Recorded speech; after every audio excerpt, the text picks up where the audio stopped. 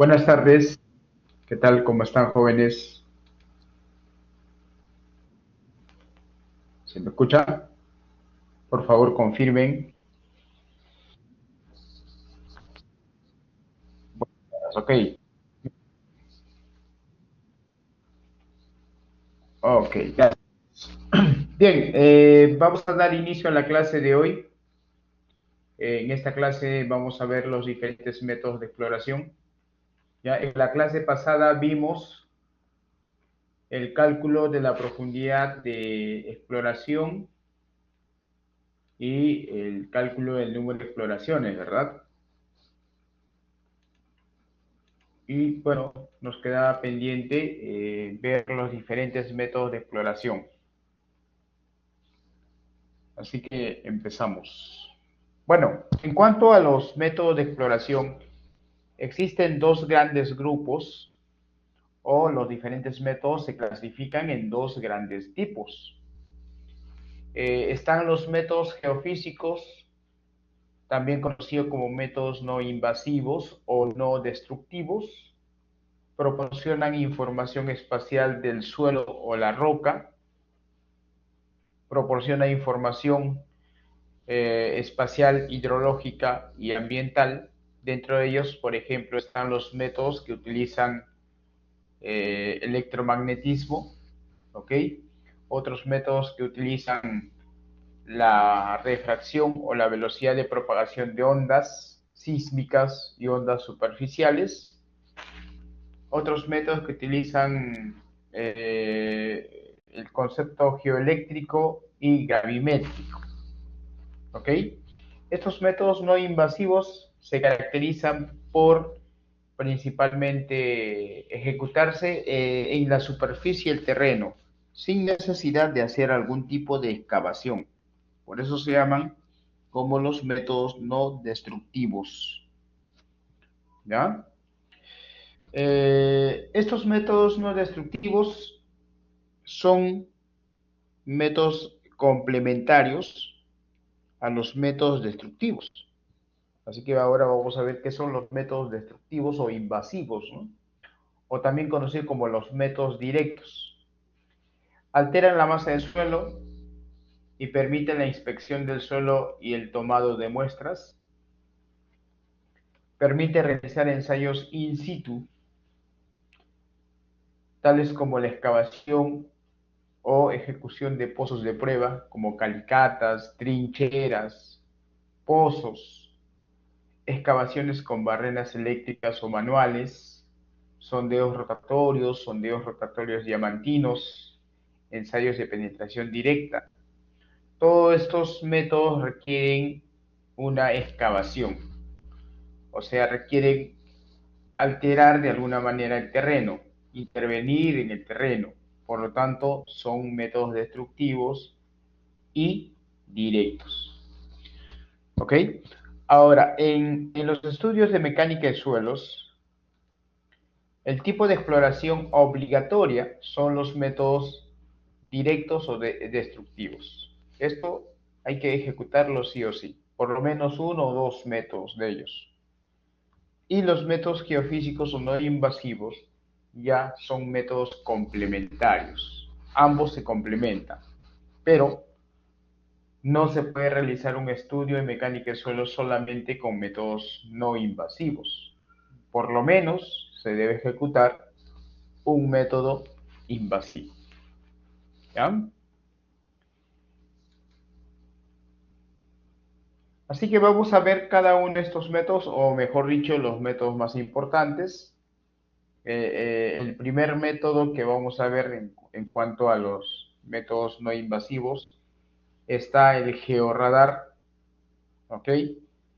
Eh, este georradar presenta una alta resolución y además permite conocer de forma continua las características del terreno. Utiliza la técnica electromagnética para obtener imágenes del suelo y cualquier tipo de estructura subterránea. Utiliza una antena. Esta antena es una antena de transmisión y receptor de pulsos de radar, así que mediante esta antena se transmite pulsos al terreno y estos pulsos viajan a través del terreno y rebotan en cualquier cambio de rigidez. Ese rebote también es captado por la misma antena. Como la frecuencia del pulso es conocido internamente, el equipo correlaciona esa velocidad de propagación de pulso con la rigidez del suelo. Y en función a ello, pues podemos determinar el perfil estratigráfico. ¿Ok? Ahora, estos métodos, de forma general, los métodos indirectos requieren de una interpretación. Por eso se llaman métodos indirectos, ¿no? Porque usamos técnicas y a través de esas técnicas interpretamos para determinar los diferentes perfiles presentes en el subsuelo. El segundo método son las prospecciones sísmicas. En este caso, estas son las más utilizadas en la geotecnia. Su principio se basa en la velocidad de propagación de ondas, ya que el ensayo igual se realiza desde la superficie. ¿Ok? Por ejemplo, acá vemos el ensayo más W y el ensayo de refracción sísmica. El ensayo más W consiste en colocar una superficie metálica, un trozo de metal generalmente circular, también puede ser un trozo de metal cuadrado, y se coloca de forma alineada diferentes geófonos. Esos instrumentos o estos equipos detectan la velocidad, la velocidad de propagación de ondas. Son muy sensibles. ¿Ok? Cualquier tipo de velocidad de propagación, por más pequeña que sea, es detectada por estos geófonos. Todo ello es conectado en serie a través de un cable, porque ese cable pues va a enviar la información, ¿no? Entonces, se genera o se impacta con un golpe en la placa metálica y ese golpe hace que se propaguen ondas a través del terreno. Entonces, esas ondas, algunas se refractan, ¿no? Y algunas continúan. Entonces, esa refracción de ondas permite conocer los diferentes estratos. ¿Ok? Claro que también requiere un previo procesamiento. Por ejemplo, acá se visualiza, ¿no?, que ese pulso es registrado en diferentes tiempos por cada uno de estos geófonos. Entonces lo que hacemos es calcular el tiempo, la distancia y el tiempo. Con ello calculamos la velocidad de propagación de ondas. Una vez conocida la propagación de ondas, pues podemos correlacionar con la rigidez del suelo. Y entonces, de esa manera podemos conocer el perfil de forma continua del terreno. Entonces, la densidad y los parámetros elásticos del medio geológico controlan la velocidad de propagación de ondas. La energía de ondas se transmite por reflexión, refracción o difracción.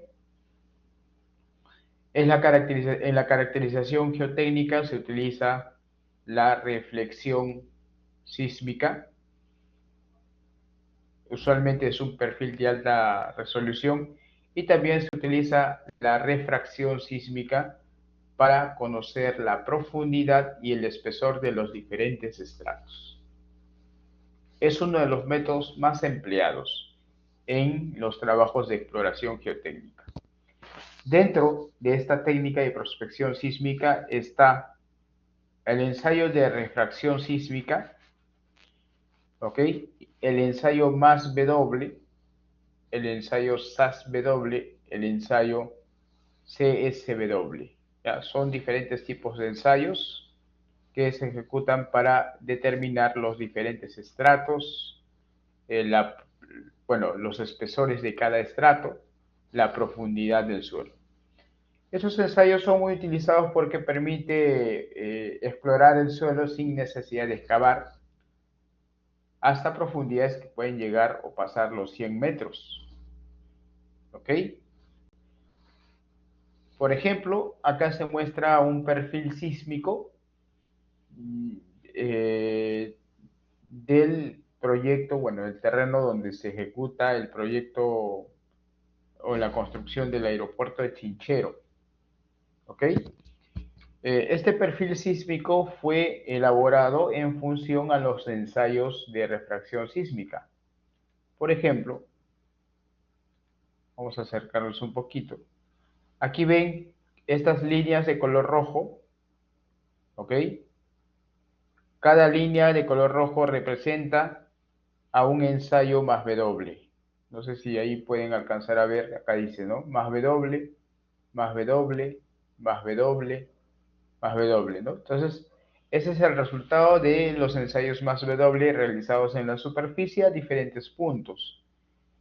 Ahora, esa línea roja en realidad muestra cómo varía la velocidad de propagación de ondas a lo largo de la profundidad. Lógicamente que cuando la velocidad de propagación de ondas es pequeño, la rigidez del suelo también es pequeña. Mientras va incrementando la velocidad de propagación de onda, la rigidez también va incrementando. Entonces, con ello podemos trazar un perfil sísmico. ¿Ok? Entonces, por ejemplo, acá en este perfil se puede visualizar tres tipos de suelo, ¿no? El suelo de color naranja, color amarillo y color verde. Bueno, esa coloración está en función a la rigidez del suelo. Recuerden que a mayor velocidad de propagación, mayor rigidez. Entonces, se viene a, bueno, hay que realizar una interpretación, ¿no? Generalmente, en este caso, los suelos de color naranja representan un suelo muy, muy blando. Los suelos de color amarillo representan un suelo medianamente blando. Y los suelos de color verde representan un suelo denso. Entonces, estos métodos indirectos permiten conocer los diferentes espesores y sus rigideces del suelo sin necesidad de hacer algún tipo de excavación. Y la ventaja es que podemos construir un perfil muy continuo y además la profundidad de exploración. Imagínense estos ensayos de acá, estos tres ensayos llegaron hasta una profundidad de 72 metros, ¿no? Sin necesidad de excavar, simplemente ejecutando desde la superficie. Otro método indirecto muy utilizado se llama ensayo de resistividad eléctrica, también conocido como tomografía de resistividad eléctrica, ERT. Utiliza el concepto de conductividad, ¿de acuerdo? Y recuerden que el agua es un material altamente conductivo. Entonces, si un suelo presenta agua en sus vacíos, ese suelo se va a volver conductivo. Cuanto más agua está presente en los vacíos, mayor capacidad de conductividad presentará. Y por lo contrario, ¿no? Cuanto menos agua, menos conductividad presentará ese suelo. Con ese criterio es que se puede realizar interpretaciones. Utilizados para identificar y cuantificar la profundidad de agua subterránea y detección de materiales arcillosos. Varía con el contenido de humedad y cambio de temperatura. En general, un incremento del contenido de humedad del suelo da como resultado una reducción de la resistividad del suelo. Ojo que en este caso se utiliza el concepto de resistividad. ¿Ya? Pero para que se entienda, el término resistividad es lo contrario del término de conductividad. O sea, si un material es altamente conductivo, significa que es de muy baja resistividad. O sea, son conceptos antónimos, ¿ya? La resistividad de los suelos húmedos de grano fino son generalmente mucho más bajos que la resistividad de los suelos granulares. El método para medir la resistividad del suelo implica colocar 4 electrodos. Esto se coloca desde la superficie del suelo en una línea con el mismo espaciado, ¿ok? Y se aplica una corriente cuyo voltaje debe ser medido, ¿no? Eso se aplica a través de los dos electrodos externos y lógicamente que con los electrodos internos hacen la recepción de esas corrientes eléctricas. O sea, el suelo actúa como un cable, ¿no? A través del cual la corriente eléctrica fluye y bueno, ahí vamos a observar qué tan eficiente es el flujo de corriente eléctrica a través del suelo. Con eso se realizan interpretaciones. Por ejemplo, aquí se visualiza un perfil de tomografía eléctrica, ¿ya? Los perfiles siempre presentan en el eje vertical la profundidad, en el eje horizontal la distancia de la superficie involucrada en el ensayo, ¿ok? Y además hay una escala, ¿no? Esa escala de colores que nos permite identificar cuáles son los suelos menos resistivos y cuáles son los suelos más resistivos. Ahora, los suelos menos resistivos son generalmente suelos arcillosos y suelos saturados, mientras que suelos más resistivos son suelos secos o con bajo contenido de humedad y suelos densos. Entonces acá podemos visualizar, ¿no? En la superficie se han colocado diferentes electrodos, electrodo número 1, electrodo número 7, número 8, número 15, etcétera, ¿no? A través de esos electrodos induce corriente eléctrica al terreno y es captada por el otro electrodo. Entonces, en función a la propagación de la corriente eléctrica, podemos realizar estas interpretaciones. Bien, entonces, según esta escala, observamos que la coloración azulada representa posiblemente a un suelo saturado, también representa posiblemente a un suelo arcilloso, mientras que la coloración rojiza, rojo oscura, ¿no? Donde observamos que la resistividad es muy alta, esto significa que la corriente eléctrica acá tiene dificultades, ¿no? Para atravesar. Es porque estos suelos generalmente son densos o suelos no saturados, sus vacíos no están completamente llenos de agua y por eso es que la corriente eléctrica tiene dificultades en atravesar. ¿Ok? Además, se puede detectar zonas de infiltración. Por ejemplo, acá hay una tendencia a la coloración azul. Eso significa pues que el agua desde esta zona se está infiltrando, ¿no? Hasta esta zona. Igual en esta parte observamos pues eh, presencia de suelos saturados, más o menos en un promedio hasta un metro, ¿no? O quizá un poquito más, ¿no? Entonces, de esa manera podemos realizar interpretaciones de forma continua sin necesidad de hacer algún tipo de excavación. Claro que estos ensayos son ensayos complementarios, ¿ok? Complementan a los métodos directos o invasivos. No sé si hasta ahí hay preguntas.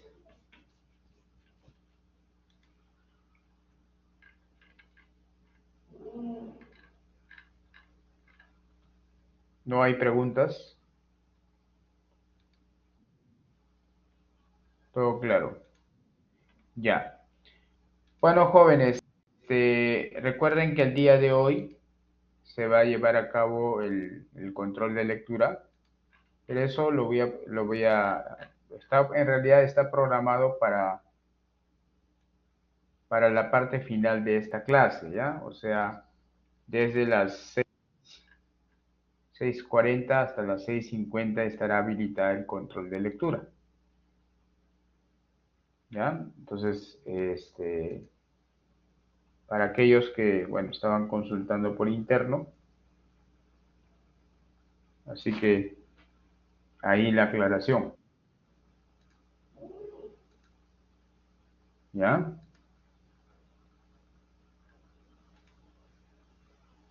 Bien.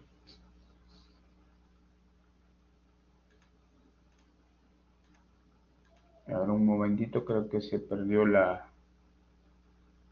pantalla.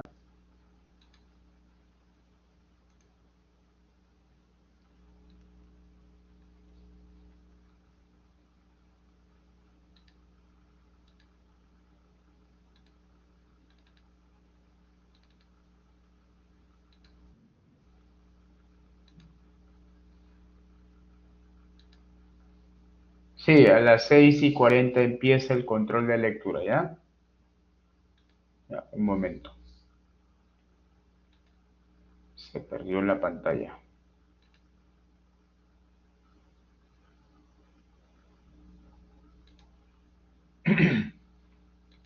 Ya.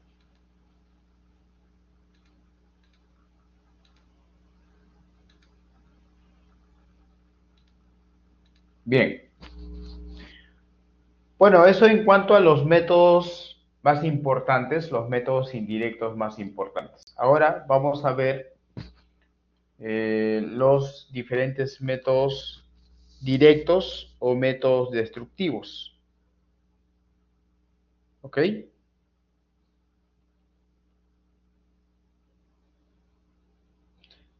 Bien, uno de los métodos directos más utilizados son las excavaciones, también conocido como calicatas y trincheras. ¿Ok? Permite la inspección directa del perfil estratigráfico, permite realizar ensayos in situ y permite la extracción de muestras ya sea alterada o inalterada. Por ejemplo, acá en la fotografía se visualiza la ejecución de calicatas o excavaciones a cielo abierto. Esto fue realizada en la Facultad de Letras de la Universidad de San Marcos. La profundidad de excavación en este caso fue de 14 metros en grava. Noten ahí el material extraído de esa excavación. Es un material grava principalmente. Claro que hay arena también. Entonces notarán pues que la excavación permite la extracción directa de muestras, ¿ok? Ya sea muestras alteradas o inalteradas, y además permite la visualización directa del perfil estratigráfico. Noten esta imagen de la derecha, es una fotografía tomada desde el fondo de la calicata y se visualiza claramente cómo va cambiando el suelo. Bueno, en este caso no hay ningún cambio porque se trata de un suelo uniforme, ¿ok? Ahí vemos los tamaños de partícula, ¿no? Además, vemos que este suelo está bastante denso, ¿no? Por eso es que las paredes verticales se mantienen sin desprendimiento. Otro método viene a ser el método de las excavaciones con barrenas eléctricas o manuales, ¿ok? Por ejemplo, acá en la fotografía vemos la ejecución de una excavación mediante una barrena eléctrica. Permite excavar rápidamente en el suelo con bueno, la excavación o el agujero generalmente presenta diámetros entre 4 a 10 pulgadas, permite inspeccionar el perfil estratigráfico y además permite la extracción de muestras alteradas. Noten en esta parte, aquí observamos pues que se está ejecutando, ¿no? Entonces el suelo excavado ya es alterado, por lo tanto es una muestra alterada. Claro que esas muestras alteradas sirven para realizar ensayos de caracterización, ¿no? Como por ejemplo, para realizar ensayos de contenido de humedad, para realizar ensayos de clasificación, ¿no? A través de la granulometría. Los sondeos rotatorios o pruebas rotatorias o excavaciones rotatorias, en este caso también utilizan barrenas helicoidales, pero en este caso ya es realizada a través de un equipo especializado. El equipo especializado hace la perforación por rotación, ¿ok? Permite conocer el perfil estratigráfico de forma continua, también permite la extracción de muestras y también permite la realización de cualquier prueba in situ en la excavación, porque hay que excavar hasta cierta profundidad y luego realizar cualquier tipo de prueba. Por otro lado están las perforaciones diamantinas. Estas perforaciones se utilizan en suelos o rocas duras. Se obtienen muestras inalteradas mediante rotación, empuje vertical y lavado. El muestreador emplea en la punta un material más duro que el material que conforma o el mineral que conforma el suelo. De esa manera, por rotación y por desgaste se hace la excavación o la perforación. Generalmente, si el material a excavar es un material muy duro, se utiliza la corona de diamante, ¿no? Pero si el suelo presenta minerales no tan duros, en ese caso se puede utilizar la corona de carburo o la corona de sierra, dependiendo de la dureza de los minerales que componen el suelo. Es necesario introducir un líquido, ese líquido generalmente es el agua, se introduce el agua a cierta presión para enfriar y lubricar la corona de perforación. ¿Ok? Así que los trabajos de perforación siempre se realizan con la inyección de agua.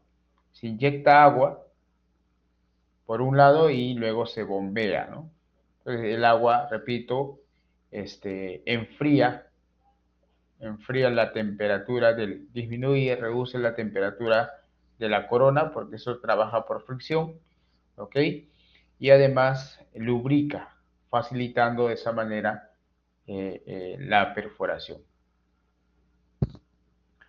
Los sondeos mixtos son la combinación de equipo rotatorio y a la vez un equipo de penetración SPT. Ya más adelante vamos a ver en qué consiste el ensayo SPT.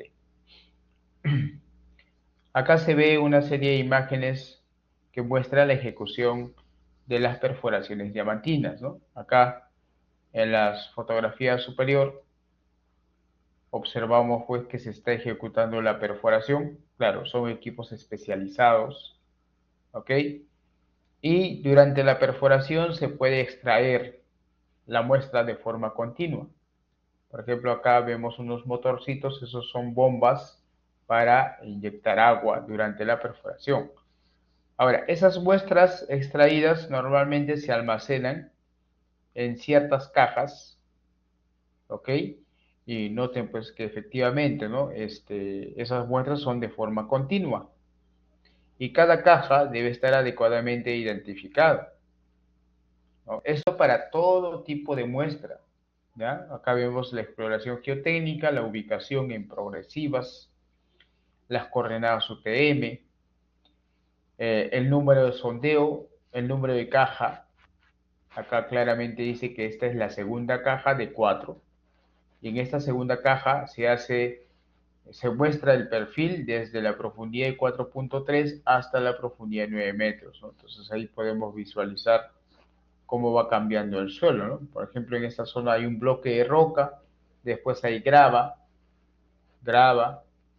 Por aquí más o menos, casi a los 7, entre los 7 y 7.3, hay presencia quizá de arena gravosa, ¿no? Hay partículas finas incluso, ¿no?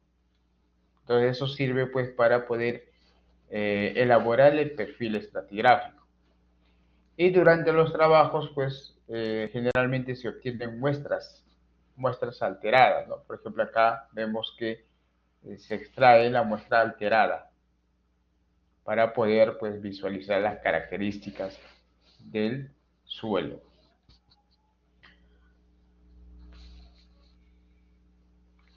Ahora vamos a ver los diferentes sondeos o ensayos realizados in situ. ¿Ya? Claro que existe una gran cantidad de ensayos. Se puede ejecutar muchos ensayos, de los cuales no vamos a ver todos, porque sería muy pesado. Vamos a ver los más importantes, y esos ensayos más importantes vienen a ser el ensayo SPT, el ensayo de veleta, el ensayo CPT, CPTU. Esos son los ensayos que vamos a ver.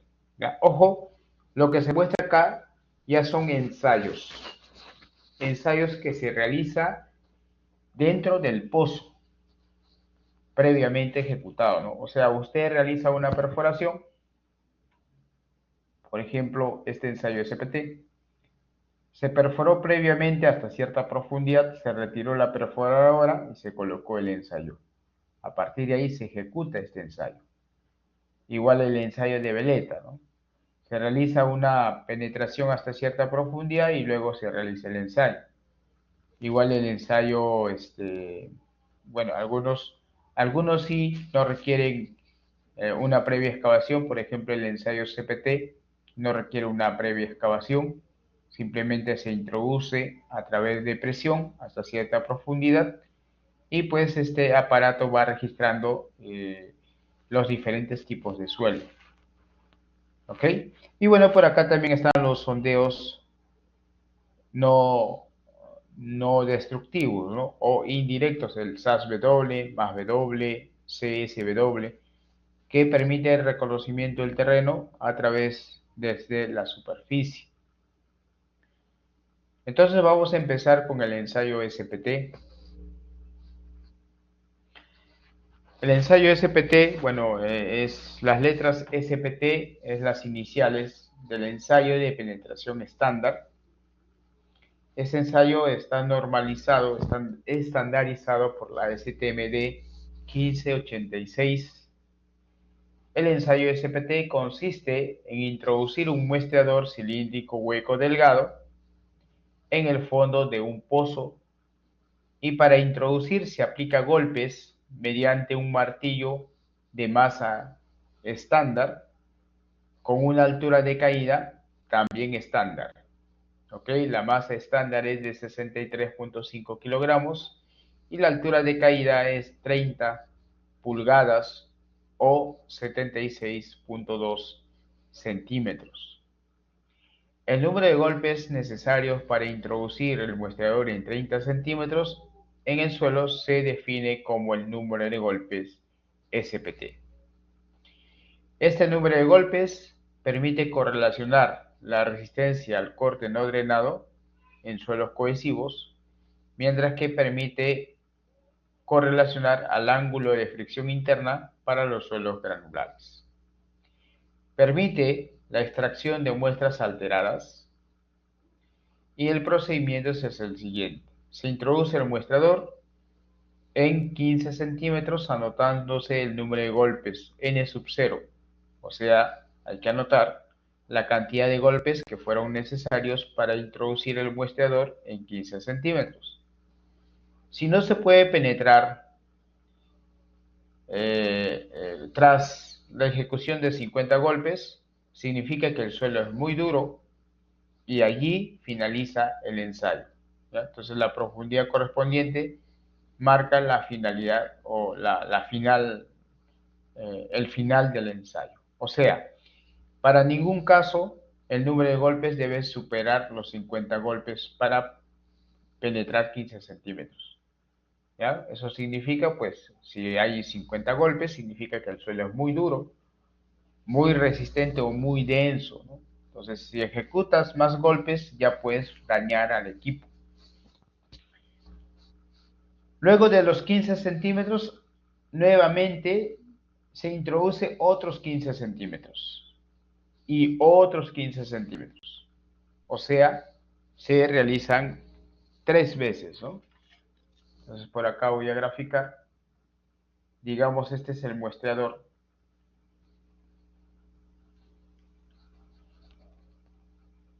Ahí tenemos el muestrador. Es un tubo metálico hueco. Y este muestrador, claro, en la parte superior es conectado a una varilla, ¿no? La varilla que conecta hasta la altura del martillo. Entonces, todo este tramo se divide en 3, de cada 15. Aquí hay 15 centímetros para penetrar, 15 centímetros, 15 centímetros. Entonces, anotamos el número de golpes para penetrar los primeros 15.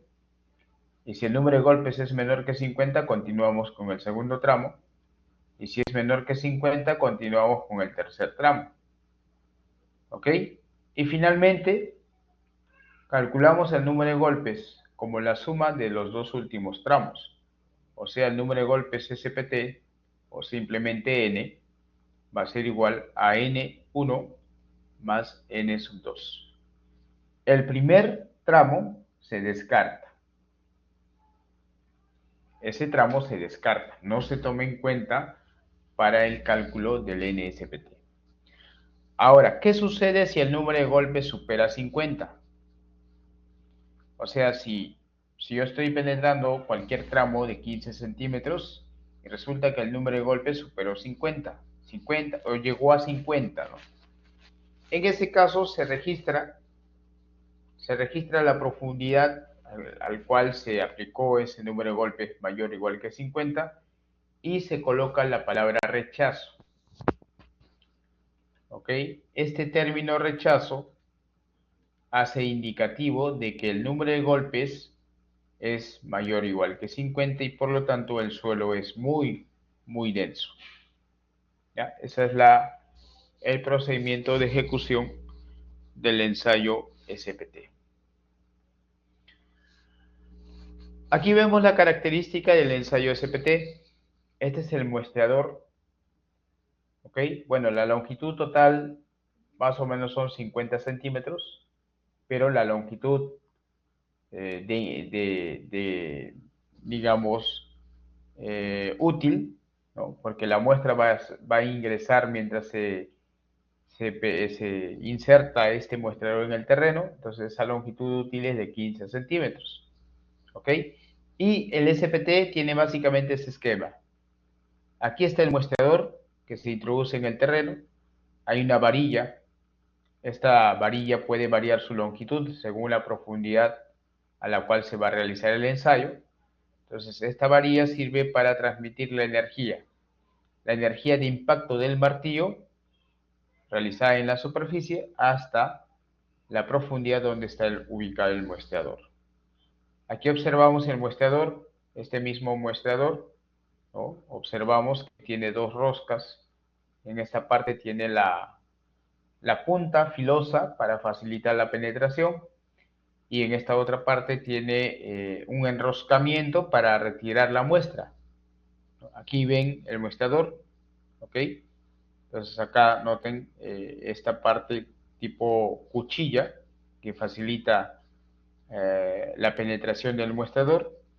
Y aquí hay otra rosca, ¿no? Si desenroscamos ambos, este tubo cilíndrico se divide en dos y podemos extraer la muestra. Claro que es una muestra alterada que sirve para clasificar el suelo, para saber qué tipo de suelo es. Hay diferentes versiones de equipamientos, los que utilizan un motor, por ejemplo, acá vemos un trípode, ¿ok? Este es el martillo. Y bueno, este martillo, que es de 63.5 kilogramos, no lo puede levantar una persona, ¿no? O quizás sí, pero no se ejecuta de esa manera. Entonces, a través de una cuerda, arriba hay una polea, conecta a este motor. Este motor va girando, levanta el martillo, luego suelta por caída libre, aplica un impacto, un golpe. Entonces, la varilla o esa energía es transmitida a través de la varilla hasta el muestreador y el muestreador va penetrando en el suelo. Lógicamente que hay que anotar el número de golpes. Hay otros equipos mixtos. Estos equipos mixtos son equipos de perforación, pero ya tiene acoplado el ensayo SPT. O sea, realizas la excavación mediante rotación, ya sea puedes usar diamantina, ¿no? Dependiendo de la dureza del suelo. Digamos que yo realicé la perforación hasta los 2 metros. Retiro la corona de perforación y luego coloco el ensayo SPT. Colocamos el muestreador SPT y realizamos el ensayo a esa profundidad. ¿Ok? Luego retiramos otra vez el ensayo SPT y colocamos la corona de perforación y seguimos perforando. Quizá ahora hasta los 4 metros. Y nuevamente, llegado a los 4 metros, retiramos, colocamos el SPT, realizamos el SPT, retiramos el SPT, colocamos la corona de perforación y así sucesivamente. claro que es un trabajo bastante pesado, ¿no? No es un trabajo sencillo. ¿Ok? Aquí en esta imagen se puede visualizar el procedimiento. Ahí está el pozo o una previa perforación. Entonces, retiramos la corona de perforación y luego introducimos el muestrador. Ahí está el muestrador, también conocido como muestrador caña partida. En este caso, este muestrador tiene una longitud de 45 centímetros y un diámetro externo de 2 pulgadas y un diámetro interno de 1.375 pulgadas. Esa es la característica de ese muestrador. Entonces se va a realizar el ensayo en tres partes. La primera parte de 15 centímetros, la segunda también y la tercera también. ¿Ok? Y usualmente, para guiarnos arriba, es donde se hacen las marcas. O sea, acá marcamos, pues, ¿no? Marcamos el primer tramo de 15, el segundo tramo de 15, el tercer tramo de 15. Entonces, estas líneas nos sirven como referencia para ver cómo vamos introduciendo el muestrador. Entonces ejecutamos la primera parte. Aplicamos una cierta cantidad de golpes. El muestrador penetra el terreno en 15 centímetros. Y ese número de golpes va a ser n sub 0. En ese primer tramo se anota el valor de golpes conocido n sub 0. Luego continuamos con el segundo tramo de 15 centímetros. Igual, anotamos la cantidad de golpes. Eso será n sub 1. Y finalmente el tercer tramo, anotamos la cantidad de golpes. Eso será n sub 2. Finalmente, el número de golpes del ensayo SPT va a ser n sub 1 más n sub 2. El primero se descarta, no se toma en cuenta. Ya lo descartamos, solamente tomamos en cuenta los dos últimos tramos. Y ahora ustedes se preguntarán por qué se descarta, ¿no? Ya, y les voy a explicar por qué se descarta. Recuerden que este ensayo se realiza en un pozo previamente excavado. Así que durante la excavación o durante la perforación se inyecta agua y el agua altera o perturba hasta cierta profundidad, no solamente profundidad, sino también hasta cierto rango lateral, ¿no? Toda esta zona es perturbada por la excavación o la perforación. ¿Ok? Entonces, este primer tramo corresponde a un suelo alterado.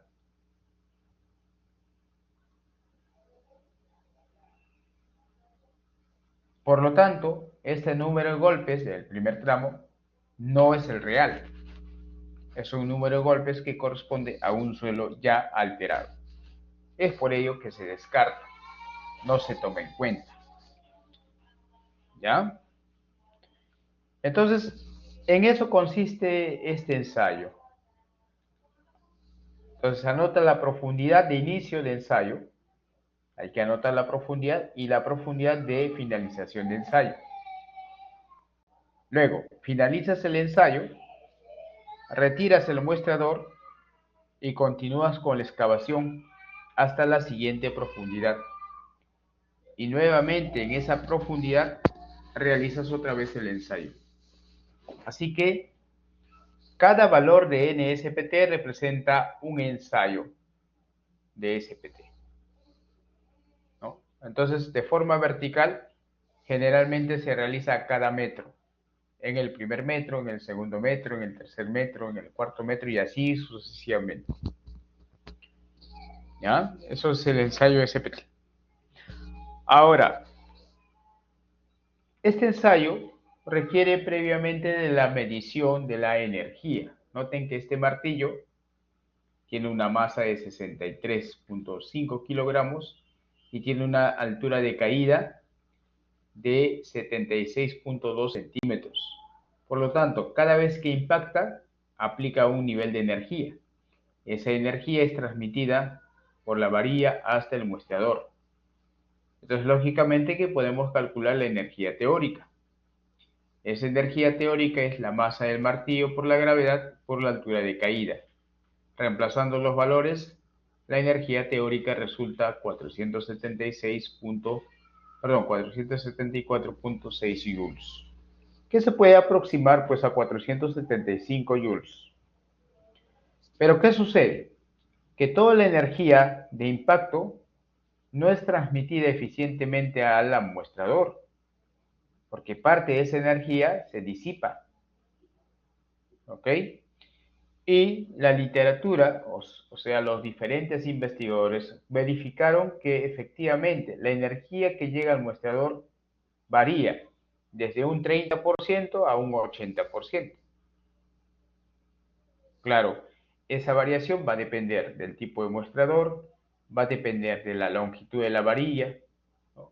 Entonces de muchos aspectos. Va a depender también del diámetro de la perforación. Por lo tanto, los diversos autores indican que la energía debe ser corregida a un 60% de la energía real. Y de esa manera calculamos el N60. ¿Qué significa el N60? Este valor significa que estás corrigiendo el número de golpes a una energía correspondiente al 60% de la energía real. ¿Y cómo se calcula eso? Pues es bastante sencillo. Si conoces la energía real, a esa energía real lo divides entre el 60% de la energía teórica. Y si no conoces la energía real, simplemente colocas un factor. Entonces el N60 va a ser al N de campo, o sea, a esta sumatoria, N1 más N2, multiplicado por un factor de corrección de energía. Claro, este factor de corrección de energía depende del tipo de ejecución de ensayo. Más adelante vamos a mostrar, en la siguiente diapositiva vamos a mostrar una tablita que nos permita estimar este coeficiente de corrección de energía.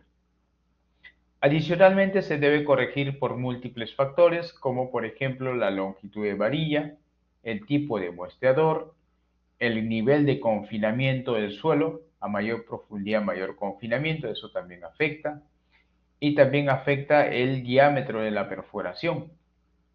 Por lo tanto, corregir el valor de NSPT involucra 5 factores.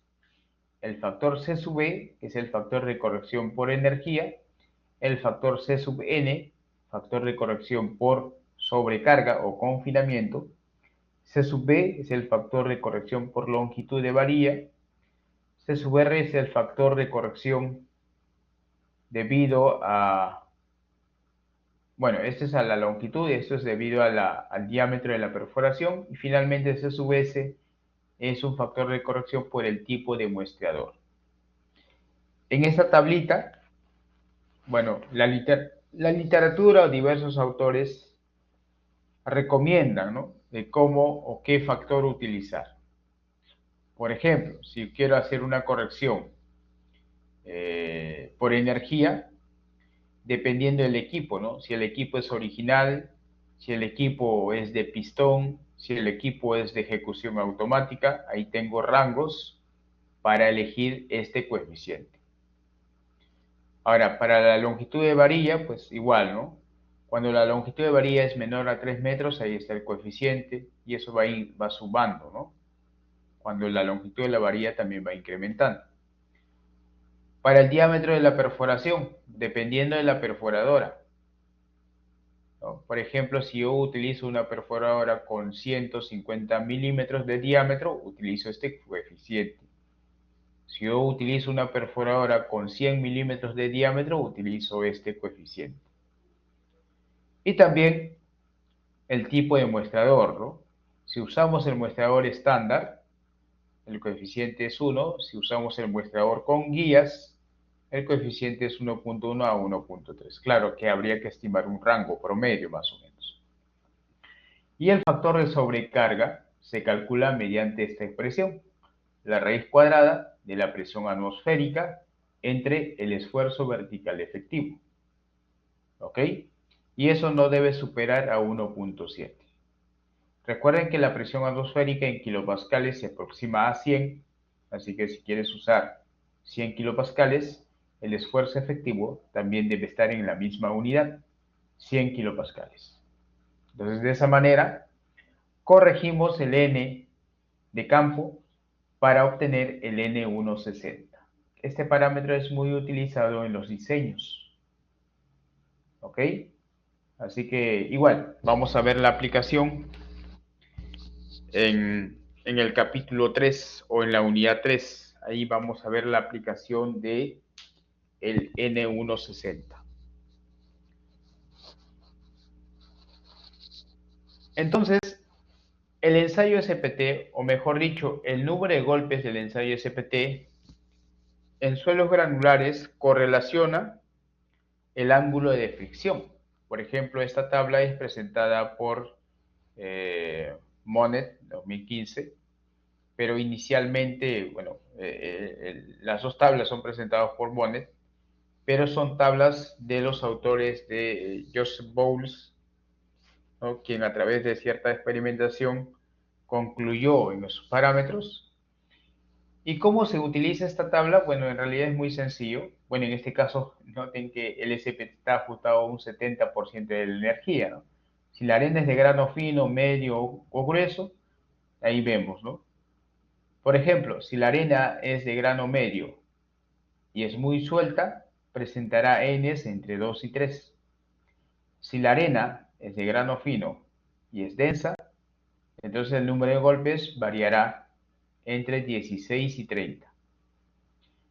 Imagínese usted tiene una arena de grano fino y resultó que el número SPT le salió 25. Entonces 25 está en este rango. Por lo tanto, esa arena se encuentra en el estado denso y su densidad relativa oscila entre 0,65 y 0,85, ¿no? Además, el ángulo de fricción, como el grano es fino, pues te posicionas en la misma columna y al mismo, ¿no? La misma columna y, bueno, en la misma fila y obtienes. Eso sería el rango de oscilación bueno, de la fricción, ¿no? Del ángulo de fricción del suelo. Entonces, de esa manera, pues esta tablita nos permite correlacionar el ángulo de fricción a partir del número de golpes. Ahora, ¿qué sucede si el suelo es fino? Bueno, si el suelo es fino, hay que relacionar la resistencia no drenada en función al número de golpes SPT. Si el número de golpes varía entre 2 y 4, significa que el suelo es suelto. Si es menor que 2, muy suelto. Entre 4 y 8, medio. Entre 8 y 15, suelo rígido. Entre 15 y 30, muy rígido. Y cuando el número de golpes es mayor que 30, el suelo es duro. Y en función a consistencia, mayor consistencia, también mayor resistencia. Entonces noten que el valor de SPT permite correlacionar la resistencia o los parámetros de resistencia del suelo. Finalmente, este ensayo tiene ventajas y desventajas. ¿Ok? Así que vamos a mostrar primero las ventajas. La ventaja es que el ensayo permite obtener la muestra y permite conocer la resistencia a la penetración a través del número de golpes. Es relativamente sencillo y de bajo costo. Es más, el equipo SPT es uno de los equipos más difundidos a nivel mundial, más utilizados a nivel mundial. Funciona en muchos tipos de suelo. Bueno, en todos los tipos de suelo menos gravas. No se puede ejecutar esto en gravas. Y tampoco no se recomienda realizar en suelos muy blandos, porque la aplicación de golpes puede alterar al suelo, ¿no? Entonces, si es que usted tiene presencia de suelos muy blandos, allí hay que utilizar este ensayo con mucho cuidado, porque la ejecución del ensayo puede alterar la condición del suelo. Y sus desventajas, en este caso, las desventajas están asociadas pues al tipo de muestra. No hay manera de poder obtener una muestra inalterada, o sea, la muestra tiene características alteradas, ¿ok?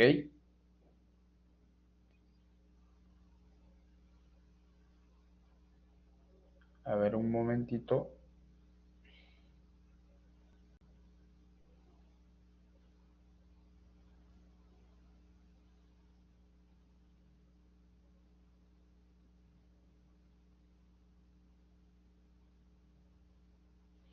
Ya. Otra desventaja no es aplicado, o sea, no se recomienda realizar el ensayo SPT en arcillas blandas o limos blandos, ¿ok? Y la resistencia del suelo es muy sensible al número de golpes, así que la interpretación hay que realizarla con mucho cuidado. Y finalmente, que la ejecución del ensayo involucra mucha variabilidad. Mucha variabilidad. Hay muchas variables que no se toman en cuenta.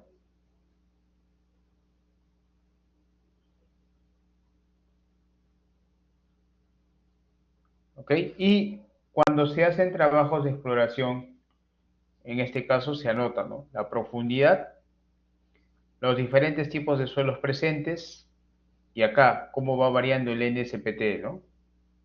Con la profundidad, cómo va variando. Bueno, hay ciertos tramos donde el SPT alcanza valores de numéricos entre 19 y 20.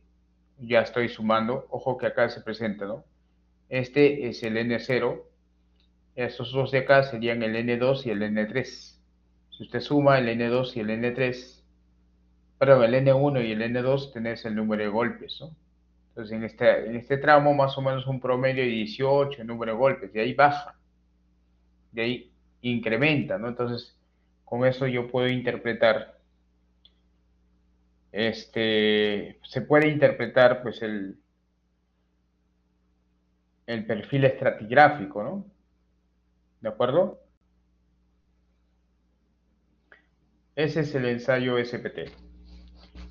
No sé si tienen preguntas hasta aquí.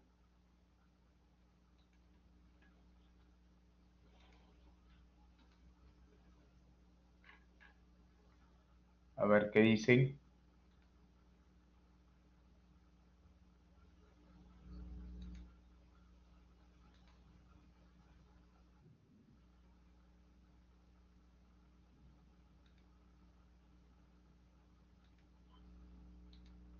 ¿No hay preguntas?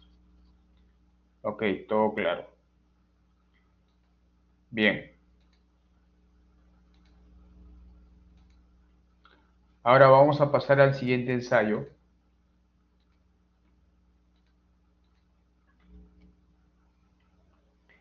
El segundo ensayo que vamos a ver se llama ensayo de penetración de cono, también conocido como el ensayo CPT. Este ensayo está estandarizado mediante la norma ASTM D 5778. El ensayo CPT consiste en introducir en el suelo una sonda cilíndrica cuyo diámetro varía desde 30 a 100 milímetros y tiene una punta cónica. Se introduce de forma continua a una velocidad de 2 centímetros por segundo, más o menos 0.5 centímetros por segundo. Esa es la velocidad con la que se introduce esa sonda cilíndrica. La sonda está equipada con medidores de esfuerzo para medir la resistencia en la punta y la fricción lateral mientras se va introduciendo en el terreno. Y justamente esta información sirve para realizar interpretaciones. ¿Ok? Los datos son recopilados de forma continua Esa es la ventaja de este ensayo. Se obtiene de forma continua la información y permite determinar la resistencia al corte no drenado, o sea, el parámetro C sub U. Eso se determina a través de la resistencia del cono. Además, permite conocer de forma aproximada el perfil estratigráfico y permite determinar la capacidad de carga del suelo para el diseño de las cimentaciones. Esa es la característica del ensayo CPT. Noten acá, este es el equipo del ensayo CPT. Bueno, ya los equipos actuales son más sofisticados, evidentemente. ¿Ok? Entonces, aquí vemos la ejecución del ensayo. Se introduce la sonda. Esta es la sonda. Tiene una punta cónica. ¿Ok? Y dentro de la sonda pues hay sensores. Esos sensores controlan la resistencia en la punta y la fricción lateral. Entonces acá está, ¿no? Esta es la sonda. Va a medir la fricción lateral y la resistencia en la punta. ¿Ok? Y bueno, el equipo, que puede ser un camión o cualquier vehículo que permita la introducción de forma continua, ya saben, a una velocidad de 2 centímetros por segundo. ¿Ok? Entonces, mediante se va introduciendo de forma continua, se va registrando esos parámetros, la fricción lateral, la resistencia de la punta, y además hay otros equipos que permiten registrar la poropresión. Y con esa información podemos obtener el perfil estratigráfico de forma continua. ¿Ya? Aquí observamos los diferentes tipos de sonda.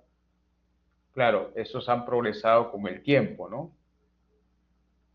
Por ejemplo, la sonda A es la sonda implementada en la Universidad de Delft, la sonda Begemann, la sonda B, la sonda C es el cono eléctrico, también conocido como el piezocone, y la sonda D es el piezocone. Bueno, este piezocone fue implementado en la Universidad de Río de Janeiro.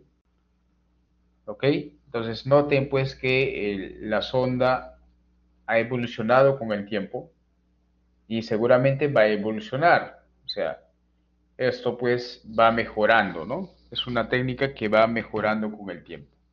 Aquí observamos las ondas. Internamente hay unos dispositivos que hacen la medición de la fricción lateral, la resistencia en el cono y la poropresión.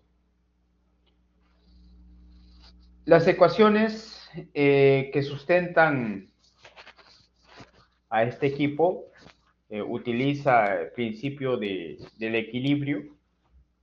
¿Ok?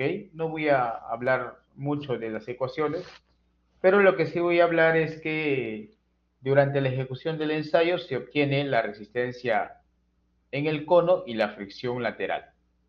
Con esos parámetros podemos identificar de forma aproximada el tipo de suelo, ¿no? Por ejemplo, para que el suelo sea, qué sé yo, un limo, la resistencia en la punta debe estar entre 7 y 20 kilopascales y la fricción debe estar entre 1.5 y 4.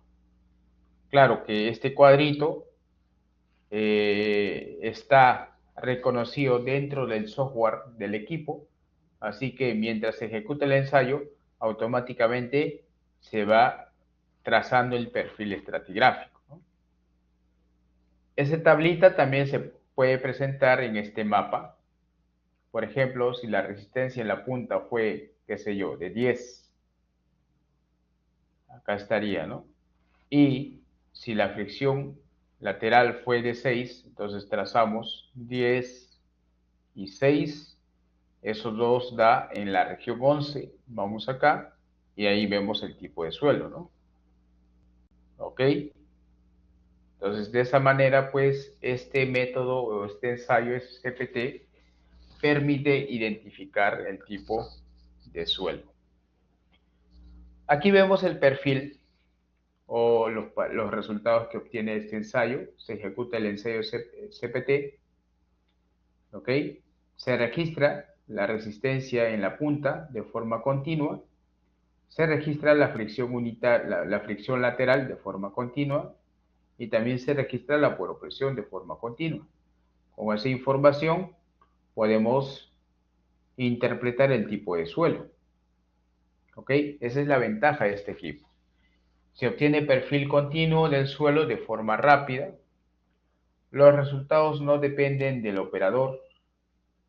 Tiene muy buena base teórica.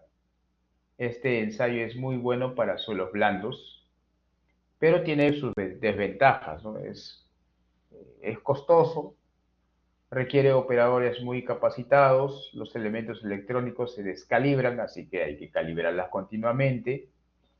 No permite tomar muestras y no es apto para suelos granulares o sobre todo para gravas. No se permite realizar este ensayo en gravas, así que mucho cuidado con ello.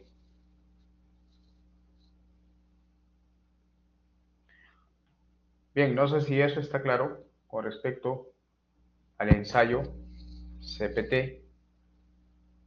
¿Alguna pregunta?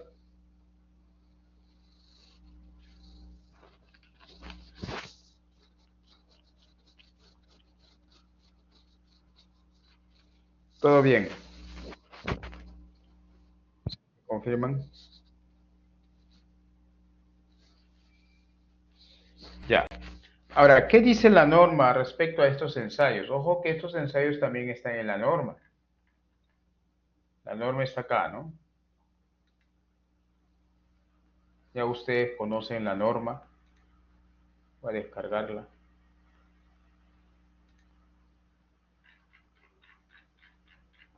En esta parte ustedes pueden visualizar la norma, ¿no? Aquí está. ¿Ok?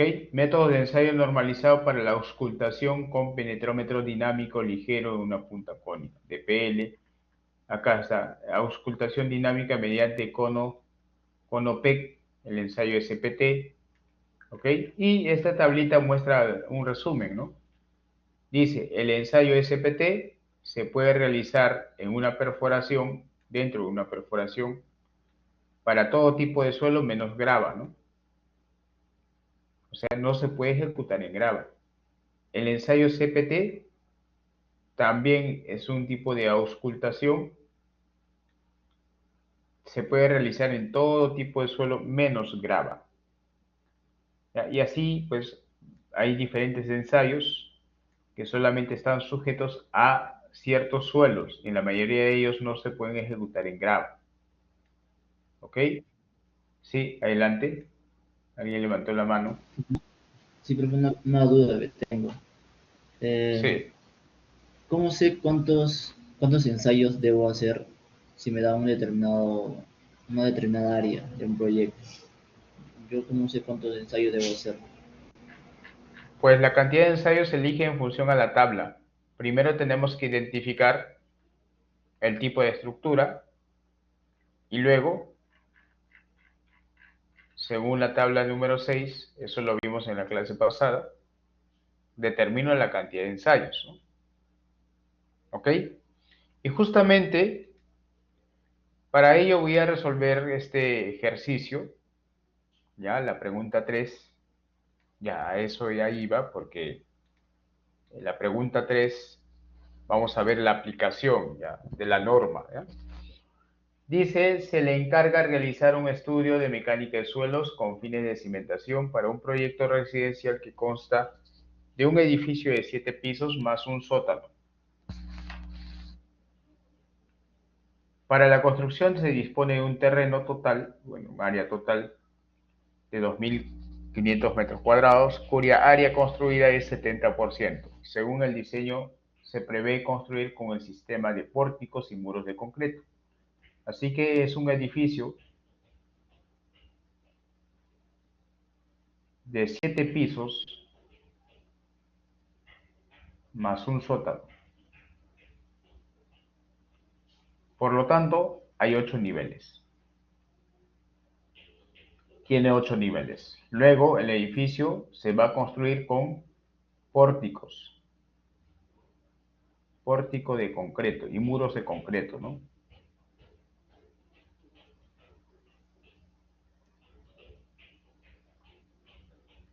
Con esta información ya puedo identificar el tipo de edificación. Entonces, esa edificación va a ser tipo, nos vamos a la tabla, justamente la tabla que está en la norma y en el PPT nos dice, ¿no? Si la edificación va a ser con pórticos y muros de concreto y según la cantidad de niveles, en este caso nos salió 8, entonces esa edificación es tipo 3. Nos colocamos eso acá.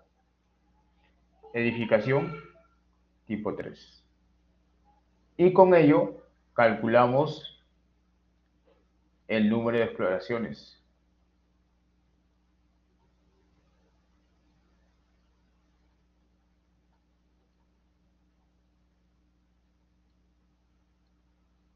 El número de exploraciones va a ser igual a el área construida sobre la cantidad de exploraciones por metro cuadrado. Esto me indica la norma, ¿no? Pero el área construida en este caso es igual al 70%, eso me dice, el 70% del área total.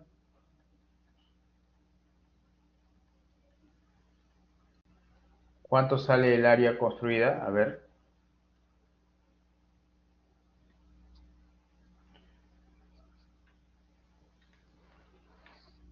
1750 metros cuadrados. Y con eso ahora sí puedo calcular el valor de n. ¿Cómo calculo n? Nos vamos a la tabla de la norma, a la tabla número 6.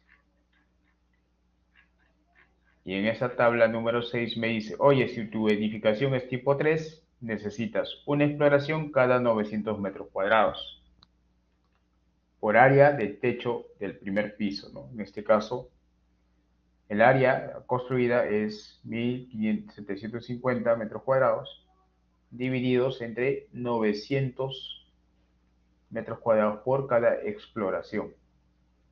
Y ahí tengo el número de exploraciones. Así es como se calcula el número de exploraciones. Pues eso resulta 1.9, ya se redondea siempre al entero superior. Entonces, n, 2 exploraciones, ¿no? Pero ahí no termina eso. Sino, hay que ser conscientes de esto. Dice, el número de exploraciones nunca debe ser menor que 3. Por lo tanto, como esto es menor que 3, entonces el número de exploraciones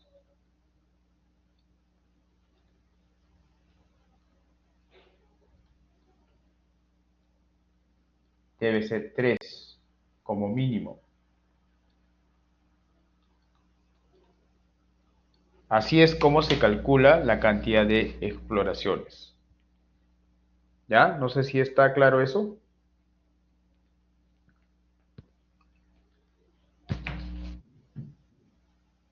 Sí, profe, todo claro. Hay que usar la norma pues, para calcular.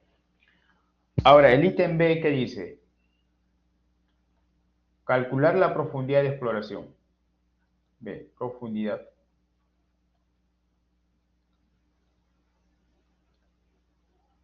De exploración. Bueno, ¿cómo se calcula la profundidad de exploración? Bueno, esa profundidad se calcula de esta manera. También está en la norma, ¿no? Por eso es importante que ustedes ya hayan, bueno, imagino que hayan revisado la norma, ¿no? Aquí está profundidad de exploración en edificación sin sótano, con sótano, ¿no? Ahí están los esquemas. ¿Ok? Pero en este caso tengo, bueno, no me dicen nada de qué tipo de cimentación va a ser. ¿Ok? Pero yo sé que hay un sótano, entonces tengo el terreno natural. Este es el terreno natural. Pero vamos a hacer el corte para el sótano, ¿no? Este es el corte, este es el sótano. Bueno, vas a hacer el corte, para construir el sótano, ¿no?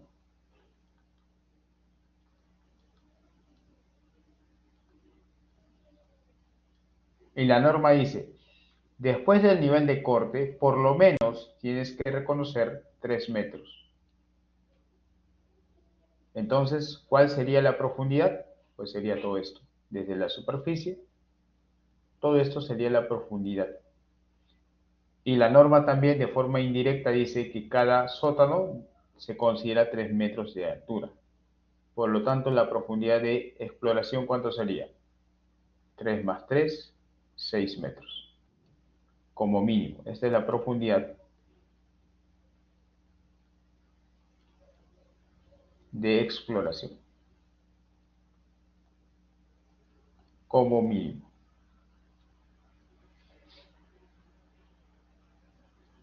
¿Ok? Así se calcula la profundidad de exploración. Así de sencillo. ¿Ok? Ahora, ¿qué pasaría si me dan el detalle de la cimentación? Si yo conozco el ejercicio me da el detalle de la cimentación, utilizo esto, pues. Si me da las dimensiones de la zapata, pues utilizo lo que dice acá. Si se conoce la zapata, Z va a ser igual a 1.5 el ancho de la zapata. Acá también está eso. Entonces, ¿qué sería? La profundidad de cimentación más Z, que es 1.5 el ancho de zapata. Pero si no conozco el ancho de la zapata, lo calculo de esta manera. ¿Ya? Recuerden que siempre hay que considerar 3 metros más de forma adicional desde el nivel de corte. Profe, y si no hay corte, si no tengo sótano, entonces ese nivel de corte viene a ser la superficie del terreno. A partir de ahí, 3 metros como mínimo. ¿Ok? Finalmente, ¿qué método de exploración ejecutaría? Bueno, acá se puede ejecutar los métodos directos de forma obligatoria. Por ejemplo, como es grava, la grava no se puede, o sea, acá me dice que el suelo es una grava, ¿ok? Grava densa. Por lo tanto, no puedes ejecutar SPT ni CPT, pero sí puedes ejecutar calicatas, ¿no? Calicatas, trincheras, puedes ejecutar perforación,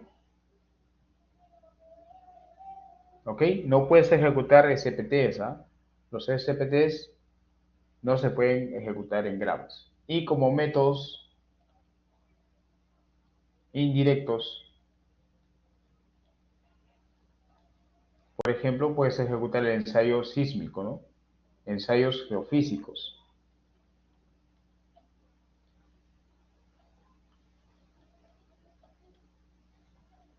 como el ensayo más W, refracción sísmica,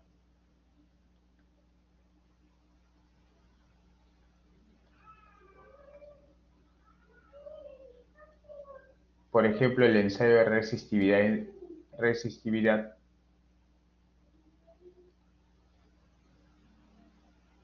eléctrica. Y bueno, hay otros ensayos más que no hemos mencionado en clase, pero todo tipo de ensayo indirecto se puede ejecutar porque los ensayos indirectos se ejecutan desde la superficie. ¿Ok? Entonces, eso sería la solución de este ejercicio, un tanto para ver la aplicación. ¿Ya? Ojo, que cuando decidimos qué tipos de ensayos ejecutar, tienes que tener conocimiento de la norma, porque la norma te dice eso. ¿Ok? Acá está pues la norma, ¿no? Claramente te dice los diferentes métodos de exploración que menciona desde las calicatas, ¿no? Pozos, calicatas, trincheras, perforaciones manuales o mecánicas, perforaciones mediante espiral mecánico, perforaciones mediante lavado, ¿no? Y ahí está en qué tipo de suelo se pueden ejecutar. Acá está la lista, ¿no? Entonces, eso hay que tenerlo claro. ¿Ok? Profesor, entonces, ¿cuántos ensayos podríamos hacer en ese ejercicio? ¿Puedo estimar? Ensayos todavía no. Ensayos no. Lo que sí sé es que debo realizar por lo menos 3 exploraciones. Una cosa es exploración y otra cosa es ensayo. ¿Ya? Desde Entiendo. ya tengo que realizar 3 exploraciones. Ahí elijo, ¿no? Por ejemplo, puedo ejecutar 3 calicatas. Con eso ya estoy cubriendo. O puedo ejecutar 2 calicatas y un ensayo más redoble. O puedo ejecutar una calicata y 2 ensayos más W. La idea es que la suma sean 3. ¿De acuerdo? Pero por lo menos debe haber un método directo. No puedes ejecutar, no puedes realizar una exploración solamente con métodos indirectos. El método directo es el que finalmente ayuda a tomar las decisiones. ¿Ya? Por eso les decía, sí o sí va una exploración directa. Ya los métodos indirectos son como complementarios. ¿De acuerdo? ¿Queda claro eso? Uh-huh. Bien, jóvenes. Bien, entonces ahora, a ver, un receso de unos 5 minutos, ¿ya? Para activar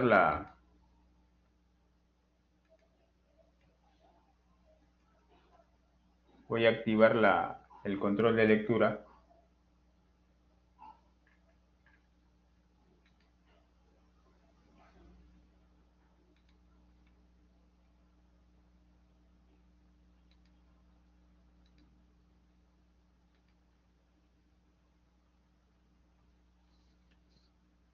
Recuerden que el control de lectura inicia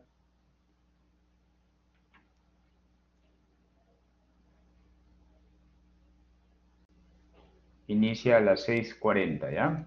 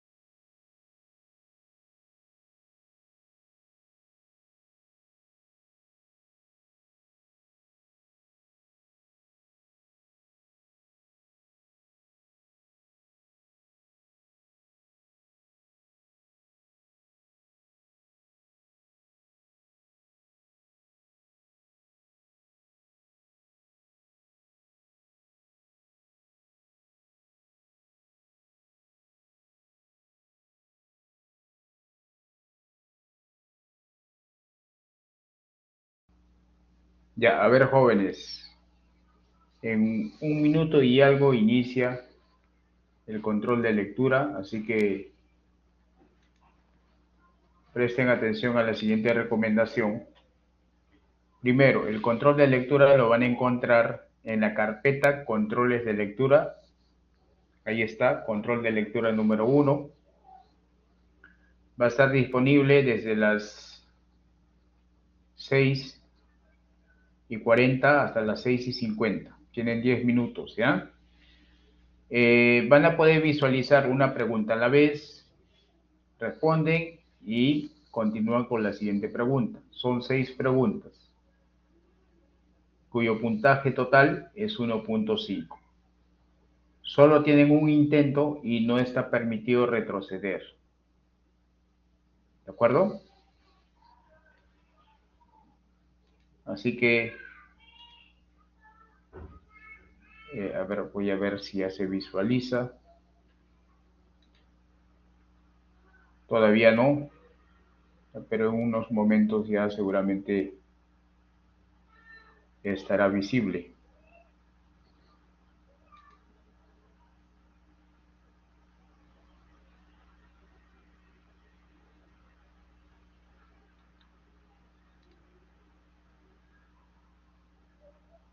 Todavía no está visible, ¿no? A ver, ¿me confirman? Ya, a ver, un momentito, lo voy a solucionar. No se preocupen.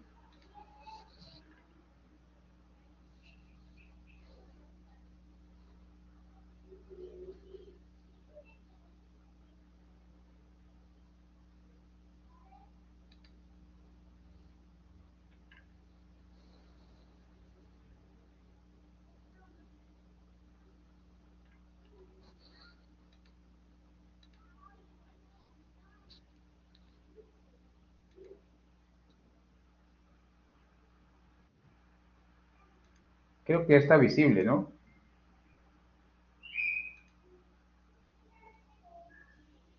Ah, ya, a ver.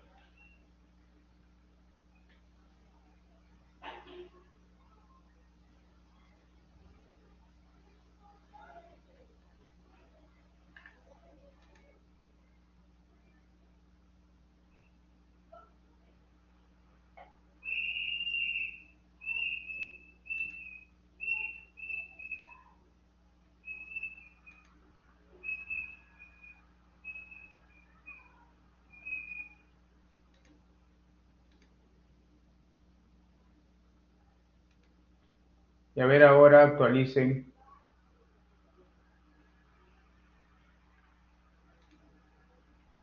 No, no se visualiza. A ver, ¿qué pasó?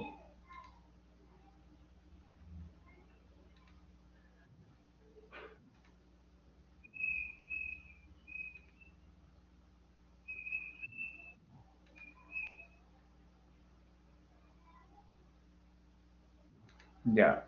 En todo caso, que empiece a las 6:45, ¿ya? Bueno, hay unos minutos de retraso, les voy a dar 5 minutos más. Profesor, disculpe, a mí ya me había salido, pero se desapareció. Me salió error. ¿Así? Sí. Ah, igual, profesor, estaba avanzando y me salió un aviso. Sí, profesor, yo también había ingresado. Ya, ya. A ver, un momento. Yo también, profesor. ¿Ella estaba resolviendo el cuestionario? Ingresé y de ahí más que uno y no, eso. O sea, solamente para ingresar nada más, de ahí ya no se puede hacer nada más. Ya, voy a programarlo nuevamente. Parecía Profe, que no, sí, no dejaba continuar la pregunta, solo pasé la primera pregunta y se cerró solo el cuestionario. ya, ahora lo soluciono. Nuevamente voy a empezar, ¿ya? A las 6:45.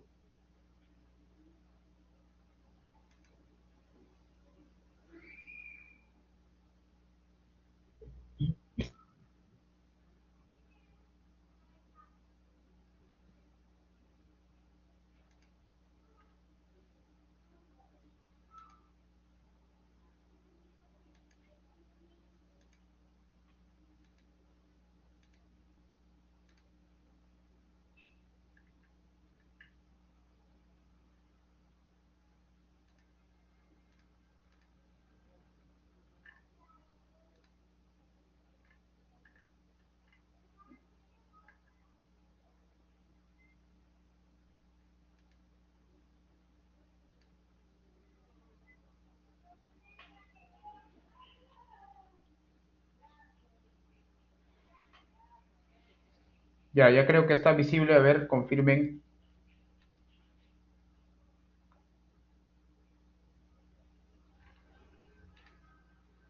Sí, sí está visible ya. Ya inicien, a ver, jóvenes. Ya, inicien. Tienen 10 minutos.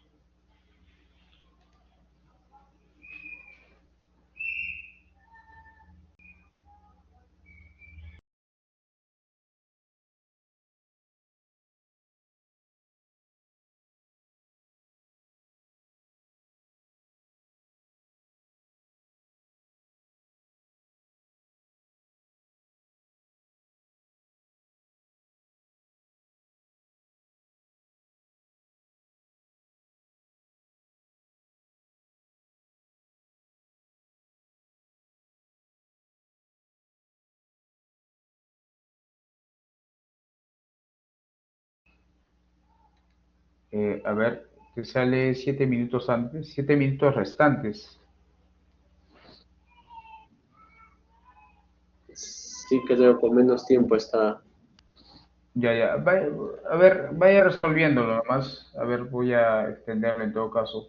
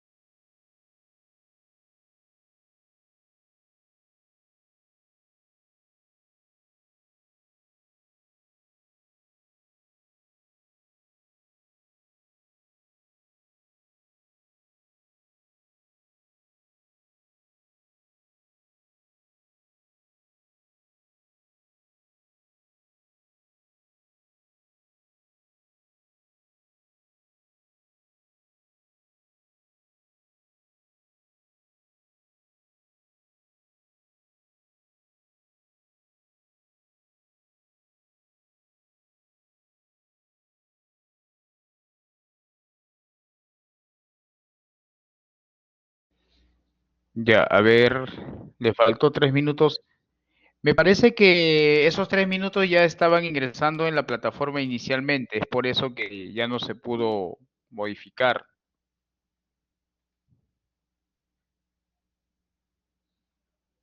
Pero responder el cuestionario en realidad no toma más de 5 minutos.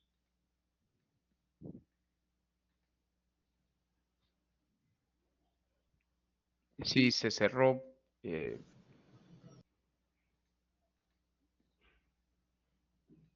ya, a ver, voy a visualizar esto.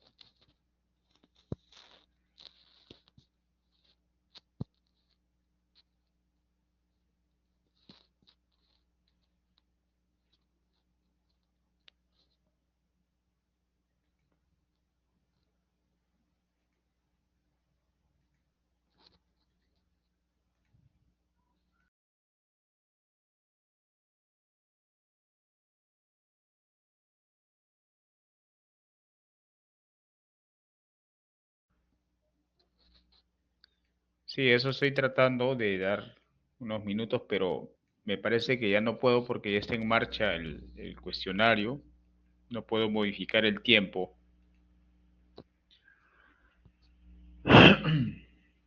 Sí, no se puede modificar el tiempo. Ya, a ver, en todo caso les voy a aperturar un intento más, ¿ya? A ver, un minuto.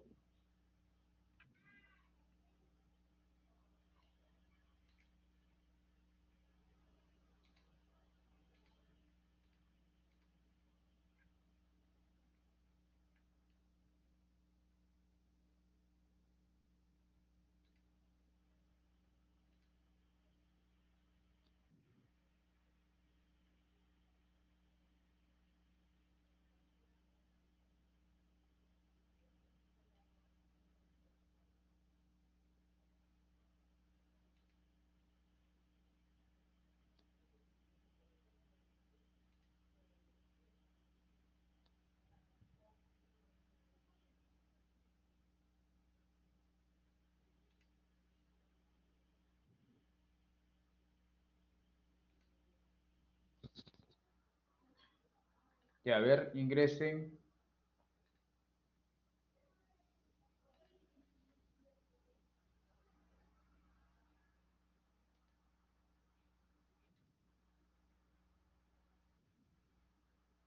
Sí. Profe, Profesor, una ¿es pregunta. necesario dar el segundo intento? Profe, ¿me ¿Cómo? escucha? A ver. ¿Es necesario dar el segundo intento? No, no es necesario, solamente para aquellos que no han logrado completar las preguntas. Profe, una pregunta. En este caso yo saqué 1.4 de 1.5. ¿Puedo tomar el segundo intento y sería la mayor nota o cómo es? No, yo voy a calificar, si en el primer intento respondieron todas las preguntas, eso vale. Ah, ya. El segundo intento solamente vale aquellos que no completaron el, el primer intento, ¿ya? Entonces ya está disponible el primer intento. Ah, ok, profe, gracias. Ujú. Confirmen, por favor. Ojo, el segundo intento solamente para aquellos que no. Profesor, pero el segundo intento solo salía 6 segundos y se cerró. Ya. A ver. Solo 6 segundos. Pues, profe, yo en el primer intento, como se acaba el tiempo, más que uno o dos hacía la salsa. Como Ok. que al azar. No, ya están buscando excusas ya jóvenes. El cuestionario es para 5 minutos. Lamentablemente aquí hubo un error de la plataforma, parece que no se actualizaba bien. El cuestionario es para 5 minutos, jóvenes. Ya ahí después ustedes van a decir, profesor, yo marqué al azar. No, pues no puedes marcar al azar, pues. A ver, un momento. Eh, a ver, actualicen, porque sí está bien, está habilitado acá.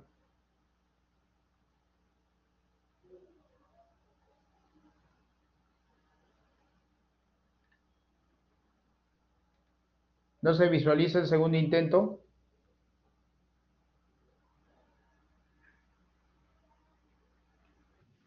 No, no puedo, no sale. Ya, a ver. Algo se... Profesor, a mí sí me sale el segundo intento con 9 minutos. Ah, entonces actualicen, jóvenes, actualicen nomás. Es un tema del internet de ustedes, ¿ah?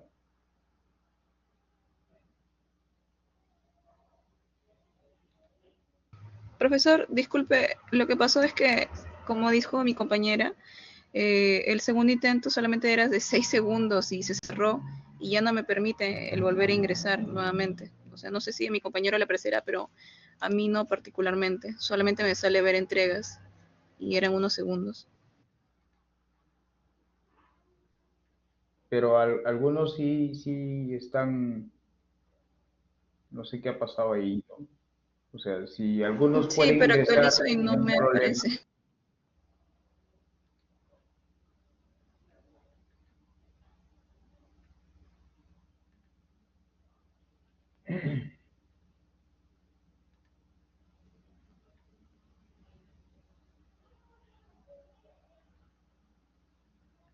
Lo único que hice es cambiar bueno, el número de intentos la hora, ¿no?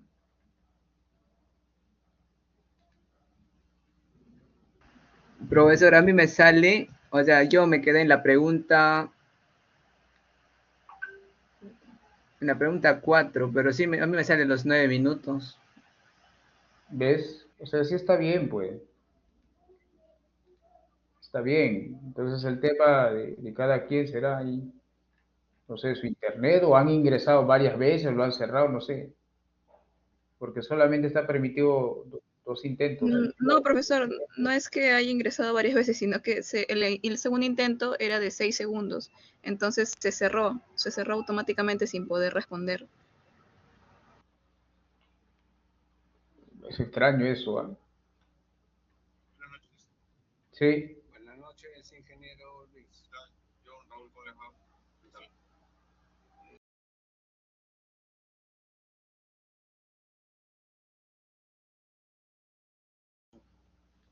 Ahorita esperamos un momento.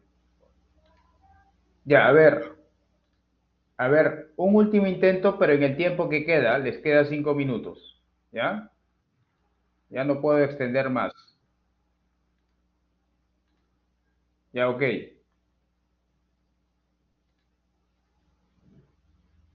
5 minutos, ya no puedo extender más.